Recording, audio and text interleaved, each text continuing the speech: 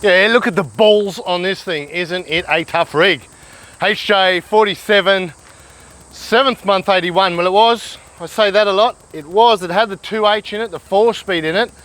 When Courtney, the gentleman that owns this one, when he bought it 4 years ago, and since then a hell of a lot has happened. It did not look like this. He found himself a 12HT and he popped that in there. He also bought a Donor 60 series with the early 5-speed, so he's plonked that in there.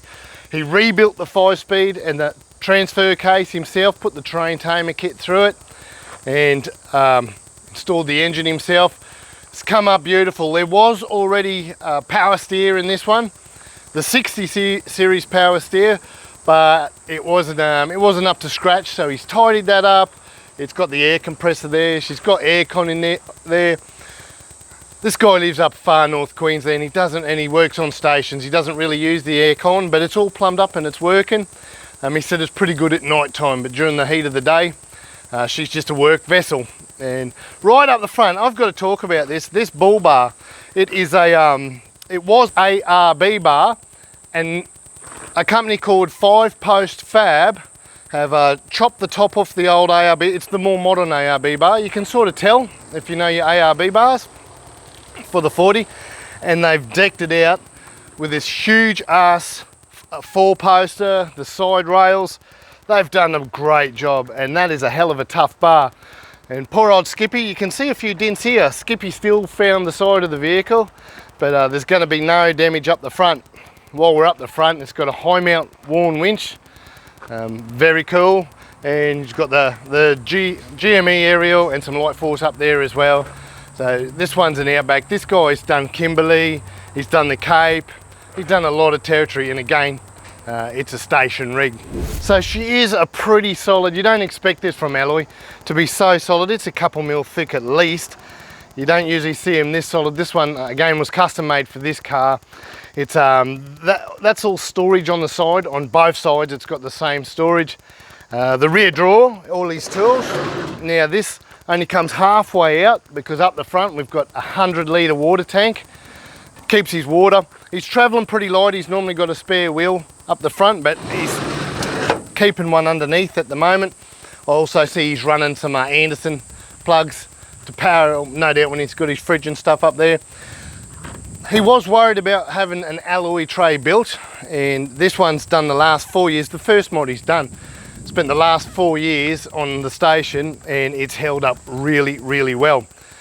So let's go and also have a look inside and see what custom work's going on. So the first thing I've got to talk about is a very cool item. We get asked all the time, you read it in forums, why is the throttle in my 12HT so sticky? What can I do about it? But you've got to check this out. This one's got a hand throttle that's been put on the 5-speed stick, and listen to that. You can just set your revs. So when he's out in the bush, there's no more touching it with his foot. Very, very cool. It's the first time I've seen that. I've seen one, if you know some of Ruthie's vehicles, he's got them on the door. First time I've seen one on the stick. Very cool. Something else I've never seen at all is a replacement dash pad, and this one's fiberglass. I don't know who supplies them.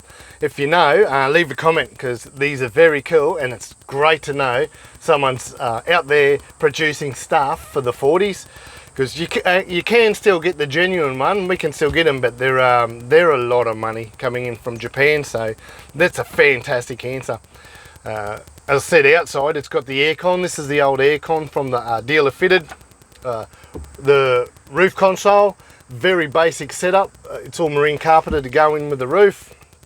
He's got a few extra gauges, hasn't touched the dash too much. It's got he's added some temp control, so he's got temp up on the thermostat, and he's also got temp on his box as well. On the floor, I've noticed straight away the TrueFit, and on the seats the Black Duck. Just things to keep it tidy and clean here. Little tiny things. There's custom drink holders, coffee, stubby, whatever. There's little custom holders there, and that's about pretty all in here. It's still got the whole HJ47 look about it. And I'm just looking now. It's got a J01. Again, the J07's pretty damn hard to get hold of a new one, so it's a great replacement to throw a brand new J01 cluster in this one of the older clusters, still kilometres per hour, and virtually plug and play, works a treat.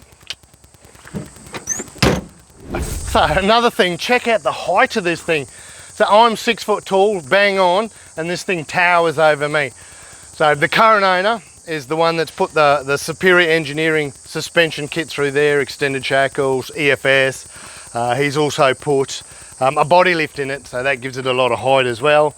And we got the Superior steering arms on the front for extra strength. 285s, 33s, so there's another 50 mil there.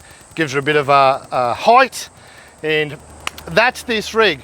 Now we've met this gentleman today. He's on his way back up north, heading all the way back up to the top.